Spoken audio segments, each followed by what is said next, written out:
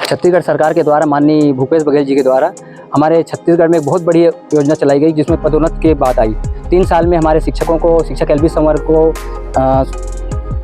छूट देते हुए उनको पदोन्नत किया गया, जिसके लिए प्रदेश भर में सबसे पहले बस्तर संभाग में 31 जनवरी तक 2022 तक भर्ती की जानी थी, पदोन्नति दी जानी थी। तो सहायक शिक्षक को उच्च श्रेणी शिक्षक में पदोन्नति दी जानी थी और शिक्षक एलबी को मिडिल स्कूल एचए में पदोन्नति दी जानी थी। तो बस्तर संभाग में भी 31 जनवरी तक सारे आदेश जारी हो गए थे। 7 फरवरी 22 को हमारे सारे आदेश जारी हो गए थे, जिसके बाद उस पदोन्नति संशोधन आदेश को वर्तमान में 18 महीना काम करने के पश्चात, जब वो सारे शिक्षक थे, जहाँ जिस पद पर रिक्त स्वीकृत पद थे, वहाँ पर महिलाओं को उनके 7 फरवरी का आदेश जारी किया गया था कि अगर आपके विकास खंड में पद रिक्त हैं, संकुल में पद रिक्त हैं, संस्था में पद रिक्त हैं, जिले में पद रिक्त हैं, तो पहले वहीं पदस्थापना दिया जाए।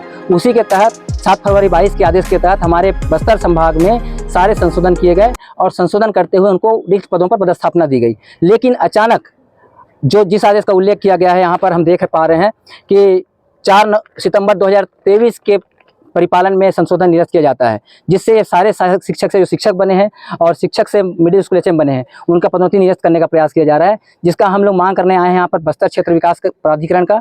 ऐसा होने से पूरा बस्तर संभाग के स्कूल प्रभावित हो जाएंगे।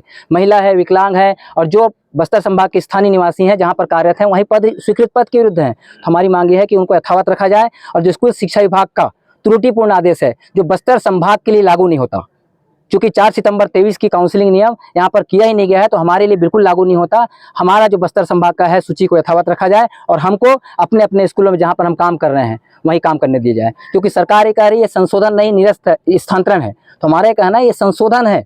जैसे किसी का स्कूल नहीं था, किसी का विकलांग है, किसी का पद रिक्त नहीं है, जो डीपीआई निर्देश का पालन करते हुए किया गया है, तो यह संशोधन ही है। और इस संशोधन का पालन बस्तर संभाग में किया गया है। बस्तर क्षेत्र विकास प्राधिकरण के सदस्यों के द्वारा, बैठक के द्वारा आज हम मांग करेंगे कि हम प्रस्ताव पारित करके हमारी मांग को सरकार तक पहुंचाएं और बस्तर संभाग की जो नियत सूची है उसको यथावत रखने की मांग की जाए। संशोधन जहाँ पर जो लोग काम कर रहे हैं वो यथावत काम करें।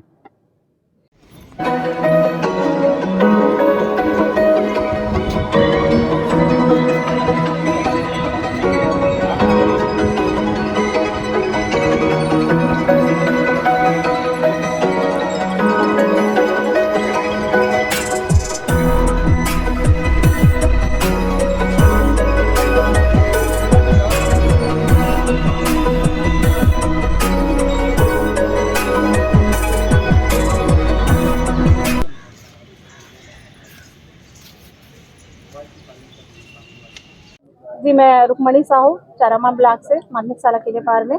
और बस्तर में जो नियमतः जो हुआ है संशोधन, उसको अलग से ये कह रहे हैं कि स्थानांतरण है करके, ऐसा कुछ नहीं है।